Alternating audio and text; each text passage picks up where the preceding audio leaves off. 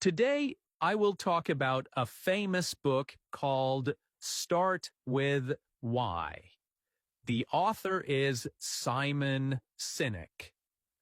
But don't worry, we will not use difficult words. I will not speak fast, and I will not rush. We will learn slowly. We will learn clearly, and we will learn together. This book is not just about business. It is about motivation, meaning, and why you do what you do. And yes, it is very important for learning English. Many people start learning English with excitement. They buy books, they download apps, they watch videos, but after some weeks, they stop. Why? Because they start with what? What book should I use? What app is best? What accent should I learn? But they forget something very important. They forget why. Why do you want to speak English? Why does it matter to you? Why is it part of your life? So this book will help us answer these questions slowly, clearly, and with lots of examples. You can listen, you can pause, you can shadow, you can think. Now, take a breath, sit comfortably, and let's begin.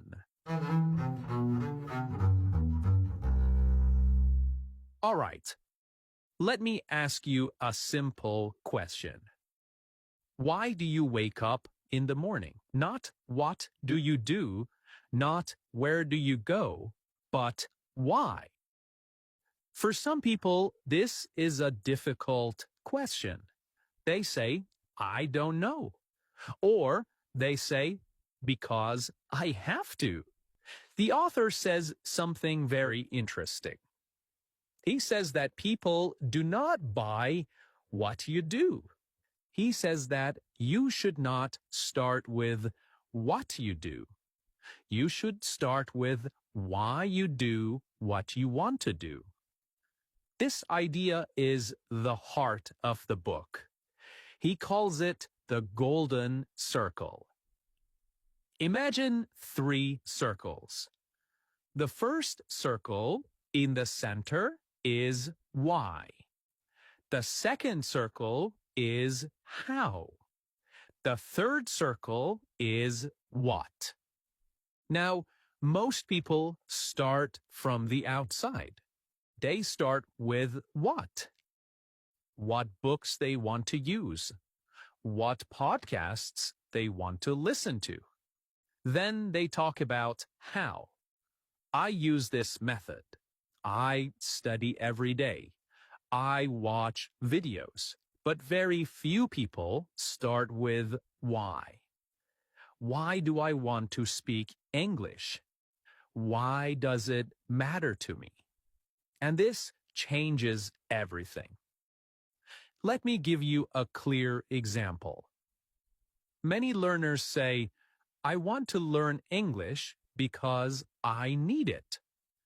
This is not a strong why. Need is not strong. It is weak. Need does not create energy. Now listen to this. I want to learn English because I want to speak confidently when I travel. I want to learn English because I want a better job. I want to learn English because I want to understand movies without subtitles. I want to learn English because I want to feel proud of myself. This is why. And when you know your why, something interesting happens. You do not quit easily. You do not stop after one bad day. You do not stop when you feel tired, because your why pulls you forward. The author says that our brain works in a special way. The part of the brain that understands why is emotional. It is about feelings. It is about trust. It is about belief. The part of the brain that understands what is logical. It is about facts. It is about lists. It is about information. This is very important for language learning. You can know all the grammar rules. You can know many words. But if you don't feel connected to English, you will stop. This is why many learners say, I know English, but I can't speak. They learned the what, but they forgot the why. Now, let me tell you a short story. Imagine two students. Student A studies English every day, but he feels stressed. He feels forced. He feels tired. Why? Because his why is weak. He says, I study English because my teacher told me to. I study English because I must pass an exam. Now, student B. She studies English every day too. But she smiles. She enjoys it. Why? Because her why is queer. Her reason is clear. She says, I study English because I want to talk to people from other countries. I study English because I want to change my life. Same action, different why, very different result. Now, the author also talks about leaders. Great leaders don't say, here is what we do. They say, this is why we exist. And people follow them, not because they have to, but because they want to.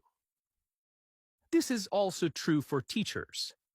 If I say, in this podcast, we will learn vocabulary and grammar, that is what.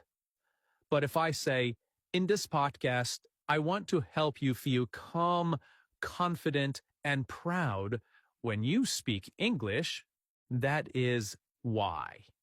And your brain listens differently. Now, let's make this more personal. I want you to pause for a moment. Ask yourself slowly, why do I want to learn English? Not a short answer, not a fast answer. A real answer. Maybe your why is about freedom. Maybe you want to feel independent, not controlled. Maybe your why is about confidence. You want to believe in yourself. Maybe your why is about connection. You want to talk to others, you want to share, and you want to understand. So, your why does not need to be big. It just needs to be true. In English Unleashed, we don't chase speed.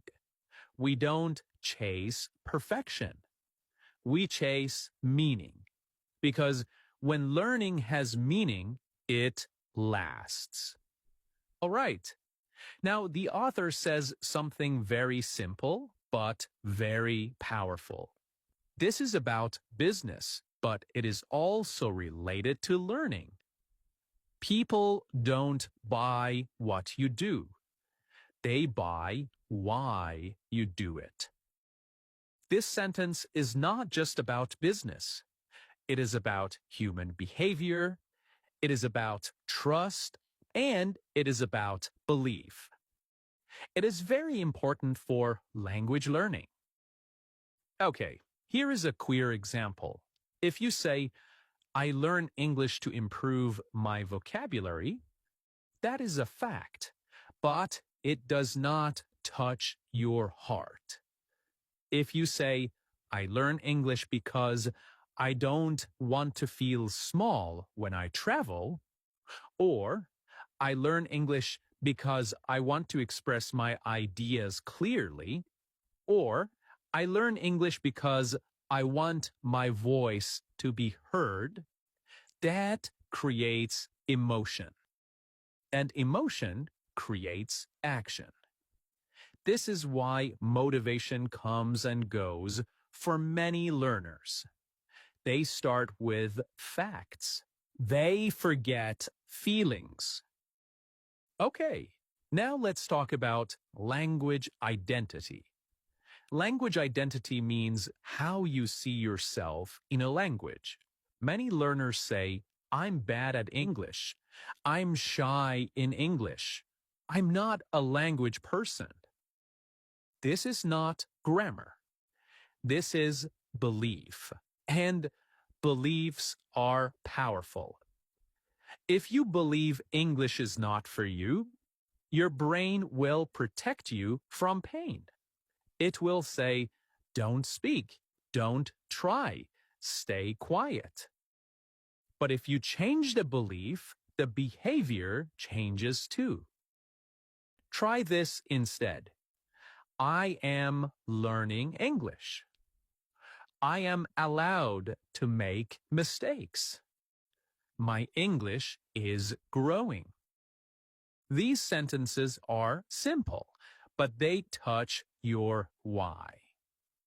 They connect English to growth, not danger. Now, the author explains that great leaders create followers who believe, and you need to become a leader for yourself. You lead your own learning. You don't say, I have to study English. You say, I choose to study English because it matters to me. That small change is huge. The word have to feels heavy. The word choose to feels powerful. Okay, now let's slow down and think. Let's reflect. Think about this question. When I learn English, do I feel pushed or pulled? Pushed here means you are pressured. Pulled means you have a purpose. If you feel pushed, your why is unclear. And that is okay. This podcast exists for that reason. In English Unleashed, we don't shout at you. We don't rush you. We remind you why you started. Because when you remember your why, you don't need motivation videos. You don't need discipline tricks. You just keep going. All right. Now I want to talk about clarity. The author says something that may surprise you. He says that clarity is more important than intelligence, than talent. This means something very simple. People don't follow ideas because they are smart. People follow ideas because they are clear. And this is very important for English learners. Many learners think, I need difficult words to sound smart. I need long sentences to sound advanced. But this is not true. Clear English is strong English. Simple English is powerful English. Let me explain. Imagine two people speaking English. Person A says, Due to the fact that I was unable to attend the previously scheduled meeting, I would like to express my sincere apologies. Person B says, I'm sorry I couldn't come to the meeting. Which one feels clearer? Which one feels more human, not generated by AI? Most people prefer person B, not because it is perfect, but because it is clear. It is human. So the author explains that when the why is clear, the how and the what become simple. Confusion does not come from lack of knowledge. Confusion comes from lack of clarity. This is exactly what happens in language learning. Many learners feel confused because they try to learn everything at the same time. Grammar rules, idioms, phrasal verbs, accents. Their mind becomes noisy. When there is noise, learning stops.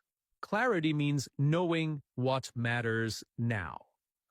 For example, at A2 level, what matters most?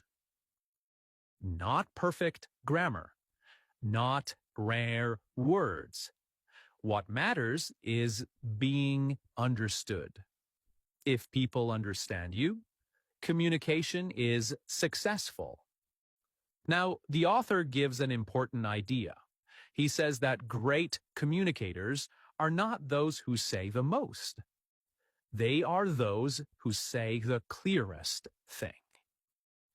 This is a very good lesson for speaking English. You don't need to say a lot. You need to say what matters. Let me give you an English learning example. Instead of saying, I'm in the process of attempting to improve my English speaking abilities, you can say, I'm learning to speak English better. Same meaning, clearer message. Clear messages feel honest. They feel confident. And confidence is not about speed. Confidence is about calm. Now let's talk about something called consistency of message. The author says that when your why is clear, your message stays the same. You don't change your story every day. This is important for English learners too. Many learners change methods all the time. 1 week, grammar, next week, vocabulary, next week, pronunciation, then nothing. Why does this happen? Because there is no clear why. When your why is clear, you don't jump all the time. You say, my goal is to speak English calmly in daily life. So you choose activities that support that. Listening, shadowing, simple speaking practice. Not everything, just what supports your why.